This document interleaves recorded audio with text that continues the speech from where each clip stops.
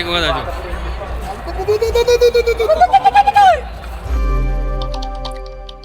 સ્થાનિક સ્વરાજ્યની ચૂંટણીના જે રીતે પરિણામો જાહેર થઈ રહ્યા છે ત્યારે આ પાર્ટી જે તે અત્યાર સુધી જે સીટો જિલ્લા પંચાયતની જીતી ચૂકી છે, જ્યારે કવાંટ તાલુકાની વાત કરવામાં આવે તો કવાંટ તાલુકામાં 6 જેટલી સીટો જિલ્લા પંચાયતની આવી છે, ત્યારે 3 સીટો પર આમ આદમી પાર્ટીએ કબજો મેળવી લીધો છે। વાત કરવામાં આવે તો આથાડુંગરી, કનલવા અને જે કવાંટ જે ગ્રામ્ય વિસ્તાર એટલે કે કવાંટ ટાઉનની જિલ્લા પંચાયત બેઠકો પર યશવંત ચૌહાણ જે છે તે જીતી ચૂક્યા છે આ પાર્ટીમાંથી। તેમના સાથે જ વાત કરીશું કે યશવંતભાઈ, તમને ભરોસો હતો કે તમે જીતવાના?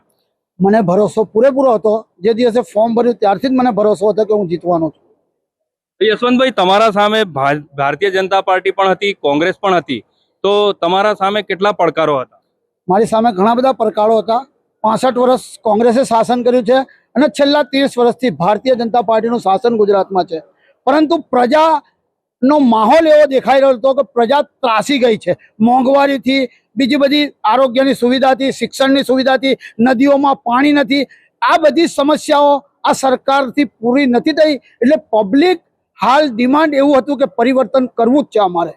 પરંતુ જે રીતે તમે કહી રહ્યા છો કે પરિવર્તન કરવું છે, પબ્લિકની ડિમાન્ડ હતી તેવું તમે જણાવી રહ્યા છો, પરંતુ જે પ્રકારે આ પાર્ટી એક જે મુદ્દો છે તે મુદ્દો લઈને આ વિસ્તારની અંદર કવાંટ તાલુકાના વિસ્તારની અંદર ફરતી હતી કે જે 28 ગામોને વિસ્થાપિત કરવાના છે, તે મુદ્દો આ પાર્ટીને કેટલું કામ લાગ્યું? 28 ગામોની વાત તો સાચી જ છે કે એ લોકોને વિસ્થાપિત કરવા માટે, અને અહીંયા ભારતીય જનતા પાર્ટીના ભૂતકાળમાં મિનિસ્ટર પણ આવીને ગયા, ખાલી આશ્વાસન આપ્યું હતું પણ લેખિત કોઈ લખાણ આપ્યું નહોતું। અને હાલમાં 1/4 ગવર્મેન્ટ દ્વારા ઠરાવ કરવામાં આવેલો છે, જેને લઈને હાલમાં એ 28 ગામના આદિવાસી ભાઈઓ બહેનો ટેન્શનમાં જીવે છે, જેને લઈને આ પરિવર્તન તેઓએ કર્યું હોય એવું લાગી રહ્યું છે। જે રીતે તમે જણાવી રહ્યા છો કે પરિવર્તન તેમણે કર્યું હોય, પરંતુ યશવંતભાઈ, આ જે કવાંટ તાલુકાનું સૌથી મોટું ગઢ ગણાય છે, આમ તો કહી શકાય કે ભાજપ અને કોંગ્રેસ સિવાય અહીંયા આ પાર્ટીનો કોઈ સંકેત નહોતું જીતવાનું, તોય તમે જીત્યા છો, તો આના પાછળ કારણ શું?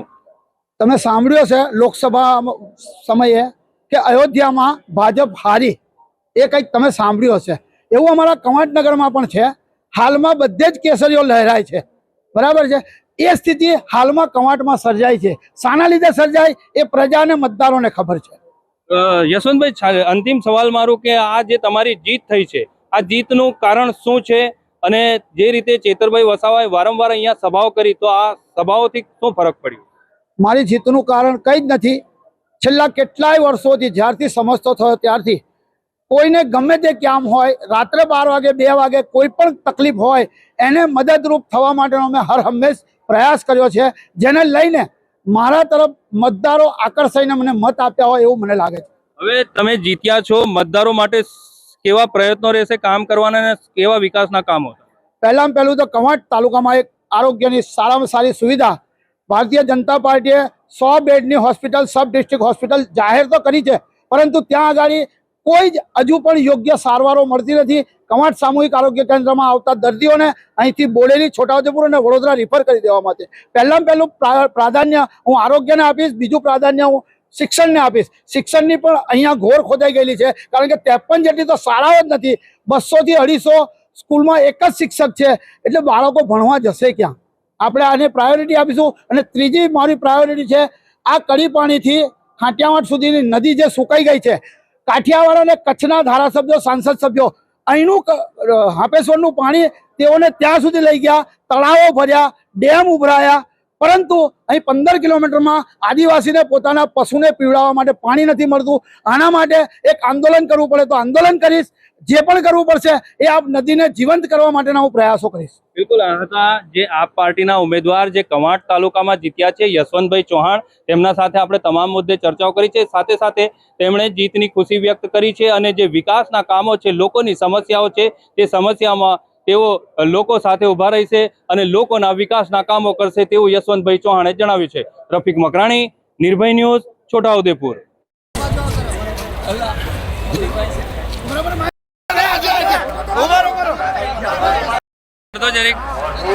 બાબુ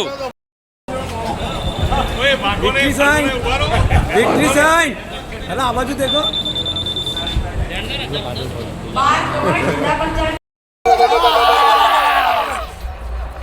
એક વખત હજુ